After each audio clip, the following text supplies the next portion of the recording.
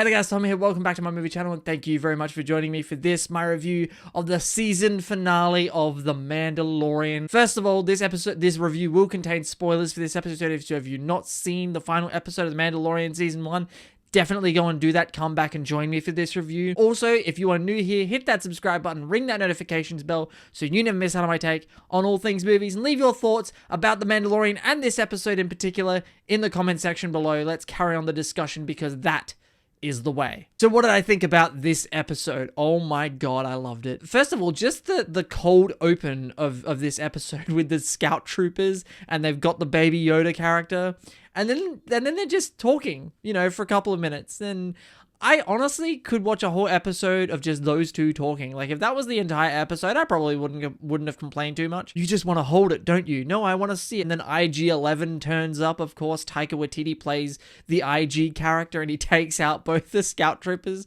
And when he broke the dude's hand and threw him over his shoulder and, like, just took him out like that, like they were nothing. And then that leads right into IG-11 on the speeder bike. He's got Baby Yoda on the front, and he's just tearing through the streets. They're taking out stormtroopers left and right. God, I love the cinematography of this episode and also the choreography of all the action. But we did get a couple of big reveals in this episode. We finally got to see Pedro Pascal's face as the Mandalorian. So obviously he's in the suit at least some of the time, because I know there was a lot of debate going on about, is that really Pascal in the suit? It doesn't really have to be, and I think a story came out the other week that like 80% of the time it's really not him. Apparently in the episode Bryce Dallas Howard shot, Pedro Pascal wasn't there at all. It was a stand-in or a stunt double or something. But obviously in this episode, at least for that one shot, it's Pedro Pascal's face. And we do finally learn the name in The Mandalorian, which was Din Djarin, I do believe. Which, you know, pretty cool fun fact. At least we can refer to him by his actual name and not just The Mandalorian. But Taika Waititi directed the shit out of this episode. Like, this episode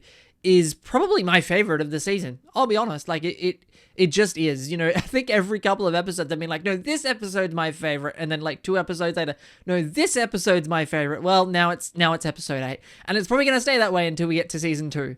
But yeah, this episode was fantastic. And, of course, I'm going to talk about the Darksaber. Moff Gideon at the end with the TIE fighter, and you start to see the hole getting cut in the cockpit of the TIE fighter, and he's got the freaking Darksaber. What the fuck's going on there? Like, first of all, last we saw that Darksaber, Sabine in Star Wars Rebels had it, if I'm not mistaken, and I could be. So please correct me, but I do believe Sabine had that saber, right? So how the hell did it end up in the hands of Moff Gideon? I don't know, but I tell you what, Gustavo Fring looks great with a lightsaber. I will just say that.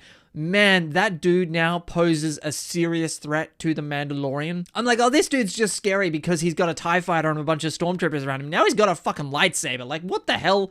We're gonna get some, like, if that is an indication of the surprises to come in this show, we are in for one hell of a ride for season 2. And I think that was a great way to end this season, a really epic way to end the season. You have Cara Dune and Greef Karga staying on that planet, and they're gonna be working together. I'm sure we'll see them pop up in season 2. But then, like, IG-11's sacrifice, it really was reminiscent of K2SO in Rogue One, but like, man, and both of those deaths, K2SO and IG-11, like both times, I'm like, I wanted the Terminator 2 soundtrack to be playing, because really, like, those scenes are really reminiscent of some Terminator level like shit. And you never think like, oh yeah, the death of a droid is gonna be the most powerful part of an episode or a Star Wars movie, but man, they really, when they do a droid's death, they do them really well, because K2SO, arguably, like, that death hit me the most in Rogue One. It wasn't any of the human characters we'd been following for the entire movie, it was a fucking droid.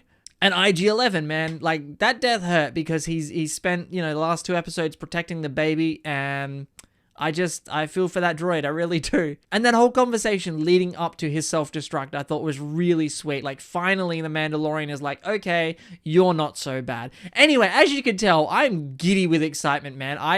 This episode was great. It really was. It is the best so far. I think it is by far the best directed episode by far. It is the best shot. Like, it looks, from a visual standpoint, this episode looks the best. It really does. And I'm so excited. Bring on season 2. When's that dropping? Tomorrow? Like, give me season 2 right now, please. I'll have it right now. Anyway, guys, thank you very much for watching. I hope you enjoyed. If you did, hit that subscribe button, ring that notifications bell, and let me know your thoughts on The Mandalorian season as a whole, and specifically this episode. Thank you very much for watching my reviews. I know the last 5 of them have been Star Wars related, but that's okay. It's my channel. I can do what I want. Once again, my name is Tom. Thank you very much for watching. This is the way. I have spoken, and I will see you guys next time.